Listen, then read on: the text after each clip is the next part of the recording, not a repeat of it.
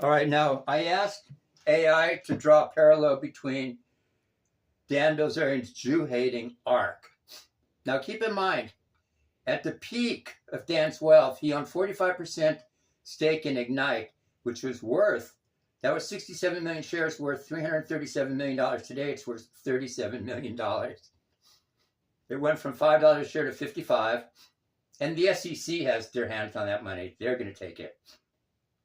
But let's look at the arc of Jew hate, because he's legally blocked from selling the shares. They're liquid. There's a looming federal seizure. But let's look at the arc here. Let's look at the arc, because that's what we asked. Okay. There's a striking direct parallel between the trajectory of his financial downfall and his shift toward overt anti-Semitism. While his financial empire began its quiet rot in 2019, his public pivot to extreme anti-Jewish and anti-Israel rhetoric acted as the final catalyst that destroyed his remaining business standing. The parallel timelines of his financial collapse and public rhetoric break down into distinct phases. Phase 1, the hidden financial rot, years 2019 to 2022. The financial reality, 2019.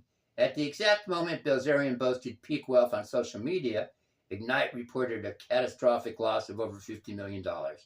The company was entirely unsustainable, functioning primarily to bankroll his lifestyle. Going private in 2022.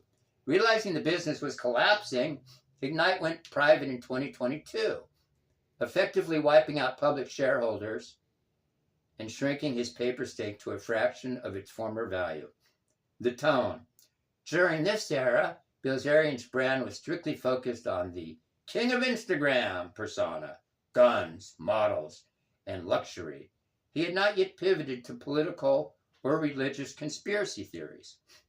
Phase 2, the core collapse and the rhetorical pivot, 2023 to 2024. The pivot point, late 2023.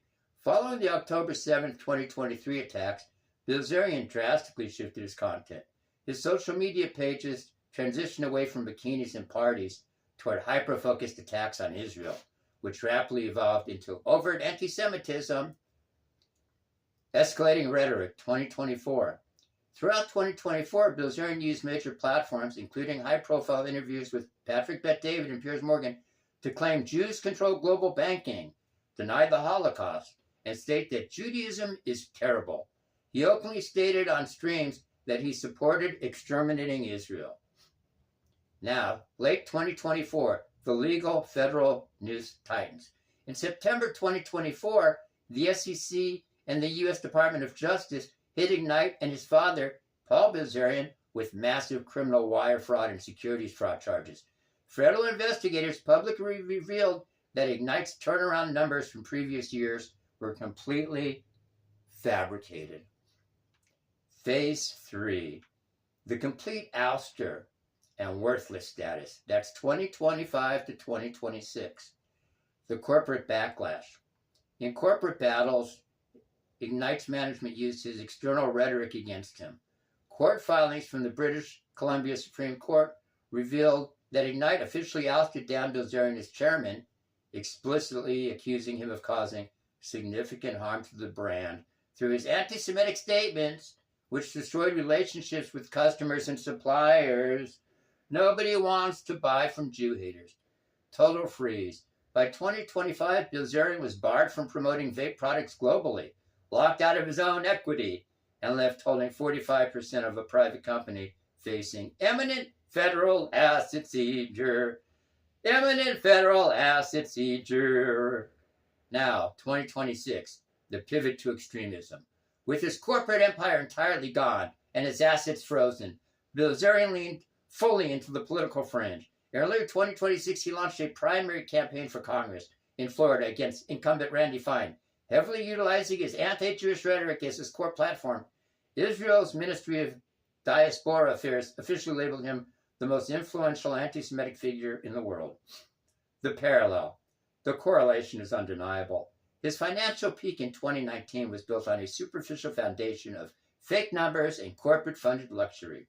As the federal government slowly dismantled that foundation behind the scenes, Bilzerian underwent an aggressive public radicalization.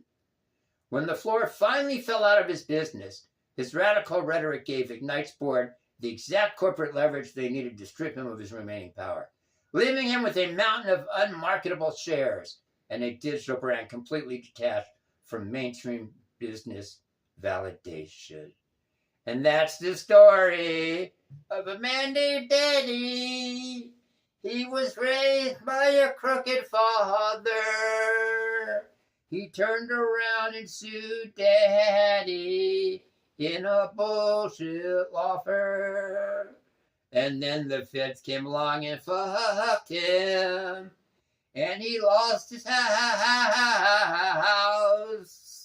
We know when it's taken from him, he'll blame us Jews. He'll blame us Jews. Now, what am I gonna do when that house is taken? I'm gonna eat some shrooms and celebrate. I can't wait. I figure the trial starts in October. By December, it's over, and that feds will start about a year from now. They'll start going after that property, if not sooner.